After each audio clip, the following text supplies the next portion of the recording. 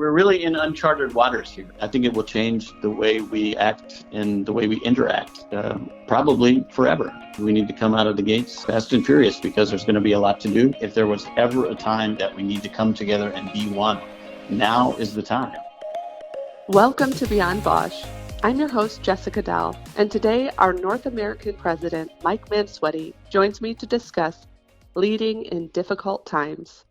Mike, I'm so glad to have you on the podcast. Thank you for being flexible and doing this by the phone so we can practice social distancing.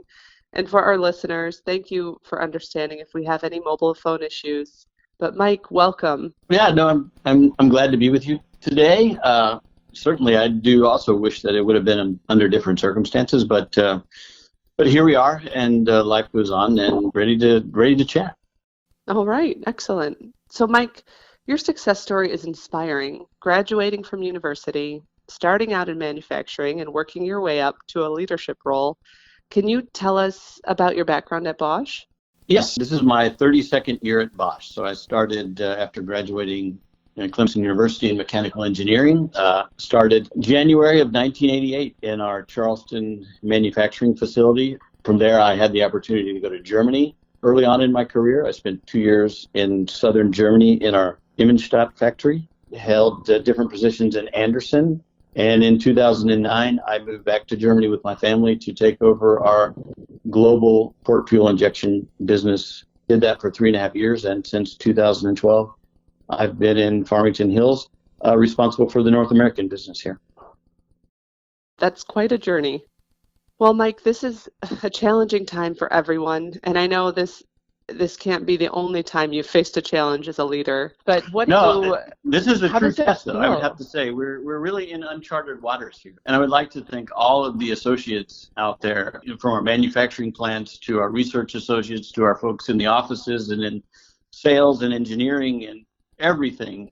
We've really been challenged as an organization, but I see the organization stepping up, coming through, being committed, and doing whatever it takes to really get the job done, especially really in this time, in this COVID-19 virus, because I can tell you there's nothing like it we've ever experienced. It truly is, like I said, uncharted waters, and I'm really grateful and proud of all the associates, how they've reacted.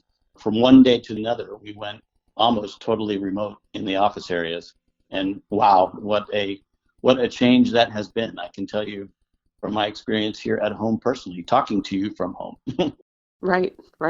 Yeah. Has that been quite an adjustment? I know obviously for a lot of us it's adjusting. Yeah, for me too. I mean, I'm a Gemba guy coming from the manufacturing world, right? I like to go and see, I like to walk around, and I like getting up, going to the office. Coming into the home office has been quite an adjustment, let's say. But everything's worked, and really hats off to the IT guys. We've got, everybody up and running on VPN, and everything, knock on wood, running really smoothly. But it has been an adjustment, and I think here with everybody working, they have to find, how does it work for them? And every now and then, take a break, stretch your legs. I've been on a couple of dog walks. That helps. And really to the families out there. I know it's challenging for a lot of us that have school-aged kids at home, adding to even, the greater challenge from working remotely. Really interesting times for all of us. Yeah, absolutely. So as you're adapting to work from home, have you realized some things about yourself that have come up? Maybe, like you said, you're an office kind of guy. Has anything surprised you? Well, I found myself at the end of the second day, you're on the phone, and there's so many things that are happening. I mean, phone calls, Skype meetings, text messages, instant messages, maybe some things trying to watch the daily updates from the administration.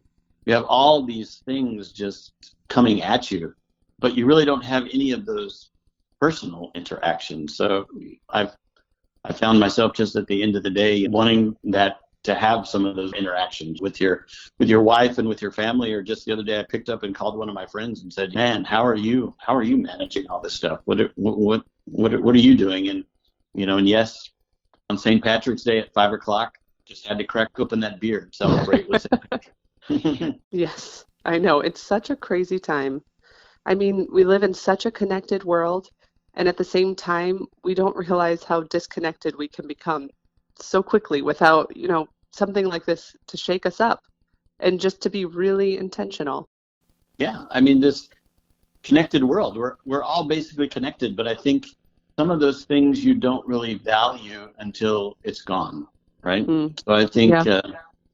I had a conversation with a person just this morning. I said, maybe I just need to get in the car, drive around, and then come back and come to work, to feel more normal. All of our personal lives have been disrupted, right? With the restaurants closed and, not getting out. And it's a really strange feeling. So it's going to take a big adjustment for all of us, I think. But, find the time and, what works for you, whether it's taking the dog on a walk or getting out with your family or maybe enjoying, some outside. I think some fresh air will all do us a little bit of good, and continuing to, to stay safe and stay healthy. Definitely. As you're leading this company in North America with over 30,000 associates. I mean, how does that feel for you as a leader? What does that look like to lead in such a difficult, challenging time? Well, it is a challenging time, and the best thing that we can do in this time of crisis is really remain open and transparent and honest. We don't really have all the answers. It's going to take all of us to get through this together. So really making some very clear decisions, communicating them effectively, talking about expectations, and also having a plan for what we're going to do. Plans are changing daily, if not hourly. Yesterday, we were talking about, for example, what would happen if some of our customers start to shut down. And today, we're talking about all the customers have shut down. What are we going to do? So spending a lot of time with the people, so the folks in our plants, the leaders of the business units, the crisis management team has been exceptional, pulling together, sharing information, coming up with new tools about how we keep on top of all this information that's kind of coming at us.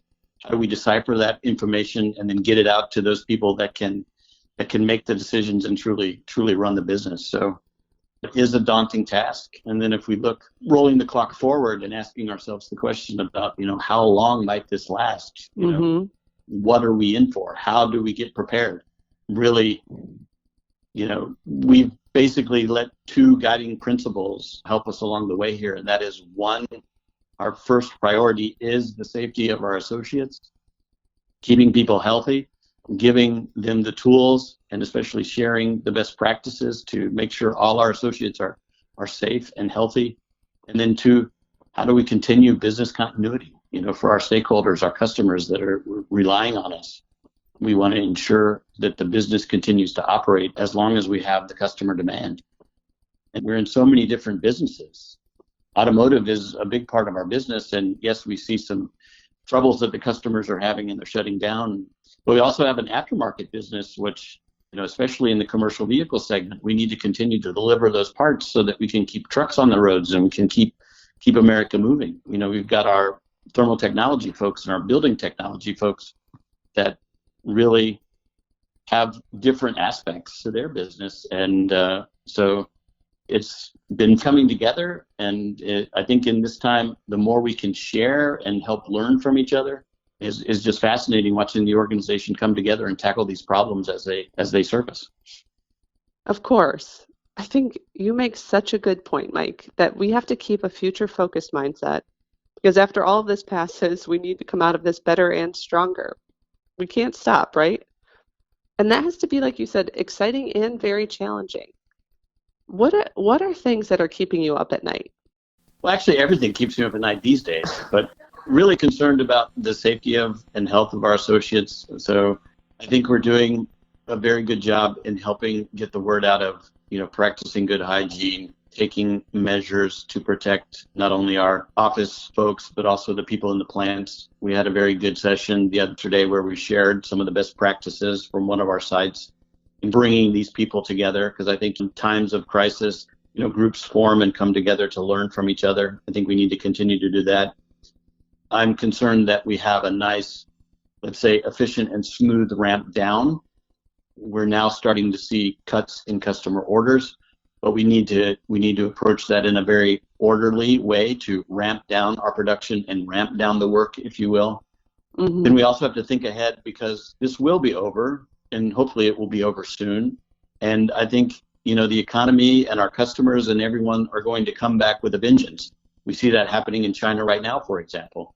So we're balancing, on the one hand, ramping down our production for the domestic customers, while our Chinese customers continue to pull because they're on the rebound. They're out of the crisis.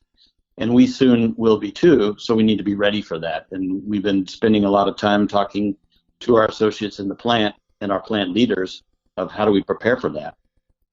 So as you're talking about staying on top of the latest news, even including China, what are you focusing on as far as your personal outlets? How do you keep tabs on the news and everything, with everything changing so quickly? What do you pay attention to? Yeah, I think these days, you have to put a little bit more effort into going out there and keeping yourself current.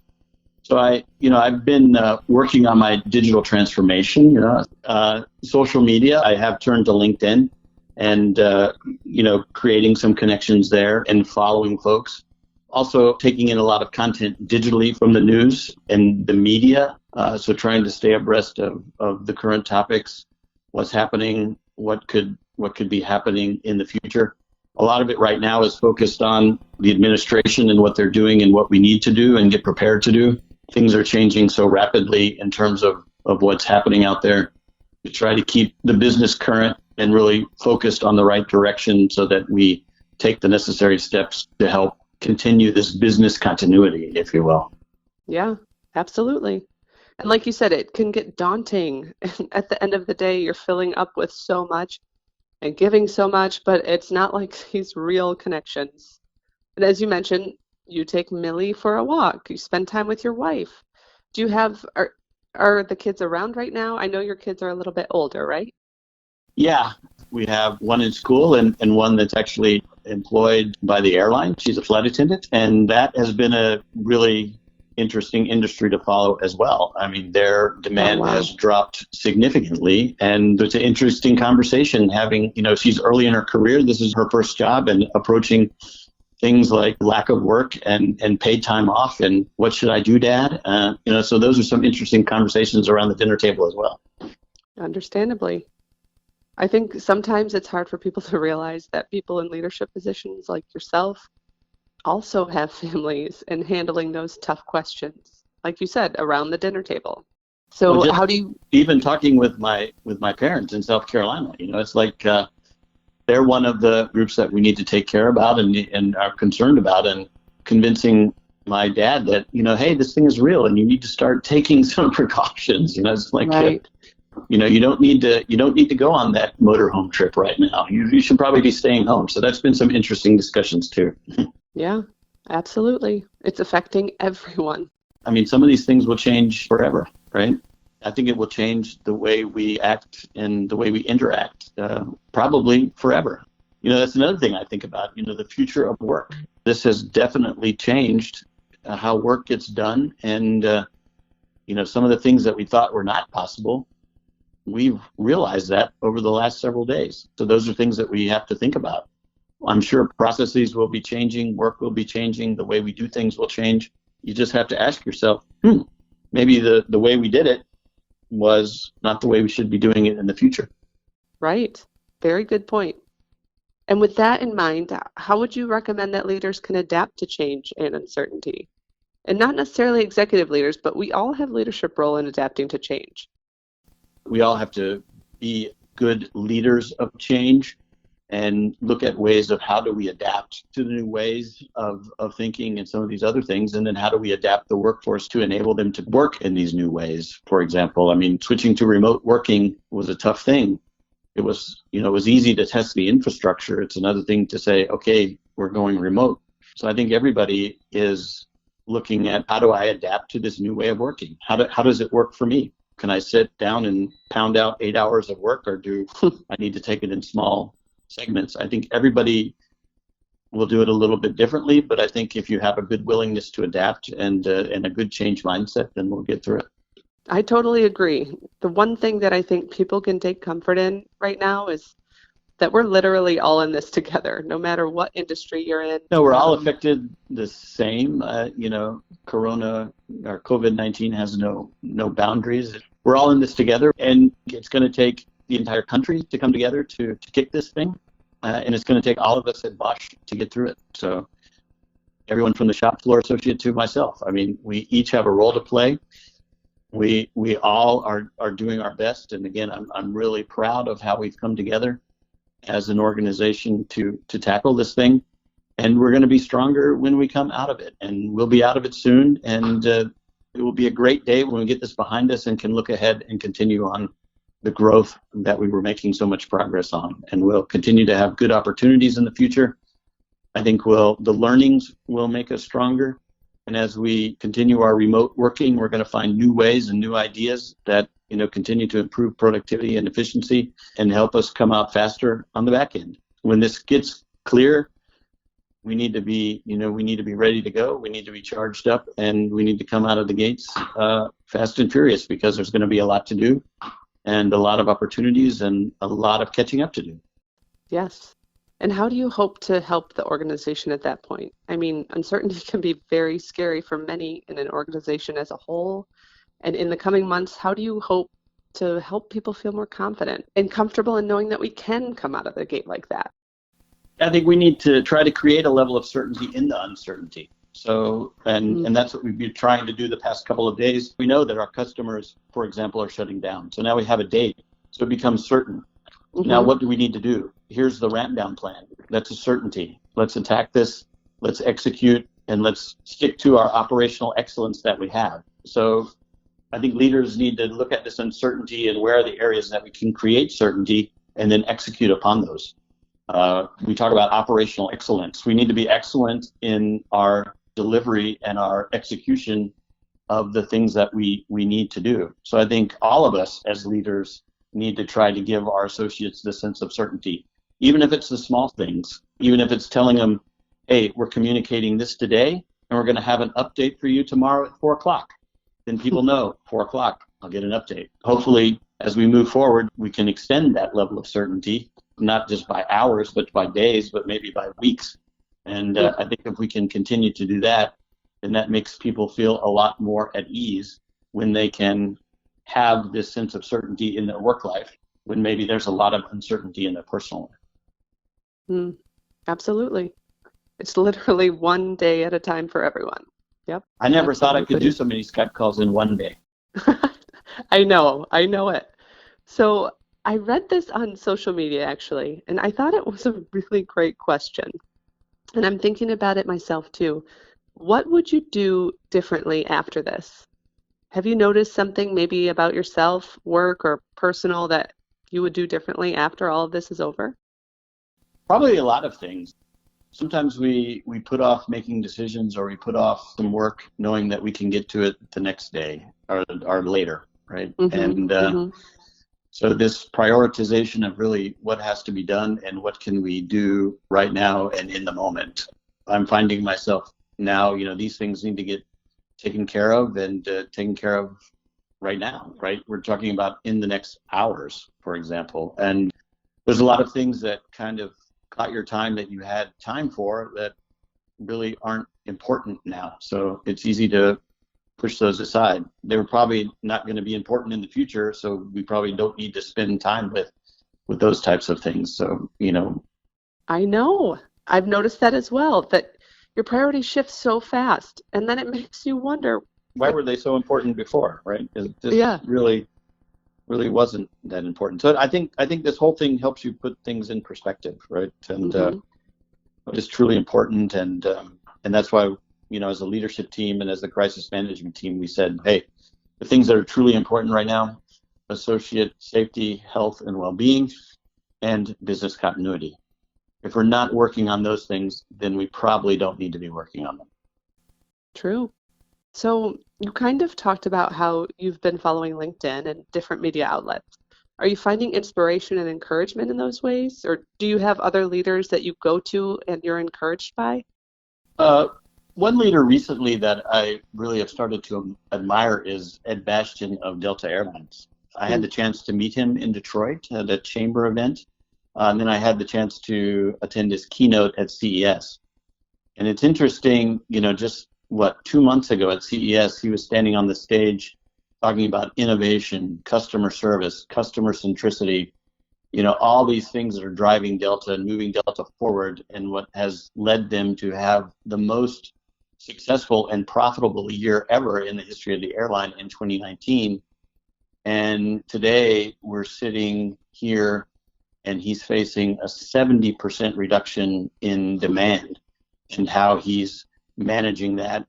So, I think he has really put his people in the center. He is doing the right things to protect the company, but really appreciates his folks. And that's why I am so appreciative of our people too. Our people do a lot for us, and we're very grateful. And, as we move forward in this crisis, we need to continue to come together. If there was ever a time in the company that we need to come together and be one, now is the time. We are Bosch, right? And it shows. The commitment to the company has just been overwhelming.